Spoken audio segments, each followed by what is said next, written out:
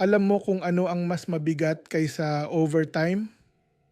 Yung pakiramdam na hindi ka nakilala ng pamilya mo dahil wala ka sa tabi nila. Nakaka-relate ka ba dito, 'no? Minsan kahit andiyan ka sa bahay, parang wala ka PA ring oras para sa kanila. Maraming tatay at nanay, trabaho ng trabaho, overtime dito, overtime doon. Akala natin kapag marami tayong kinikita, sapat na.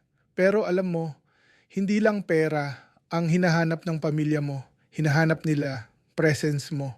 Kahit simpleng sabay kumain, kahit simpleng kwentuhan habang naglalakad, o kahit simpleng yakap, priceless na yon para sa kanila. May kilala ako na halos araw-araw nasa trabaho, halos wala ng oras umuwi ng maaga. Ang anak niya, isang araw biglang nagsabi, "Pa, bakit wala ka lagi sa bahay?" Dun siya natauhan.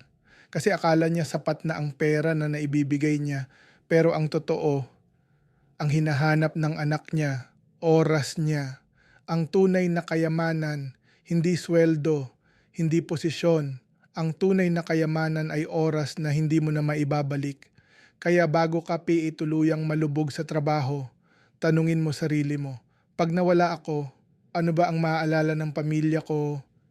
Pera ba o oras na binigay ko? Pera mauubos yan, pero ang oras at presence mo, yun ang maaalala nila habang buhay. Kaya kung agree ka, share mo ito sa isang taong mahal mo at paalalahanan siya na minsan ang pinakaimportanteng regalo ay yung oras mo mismo para sa pamilya mo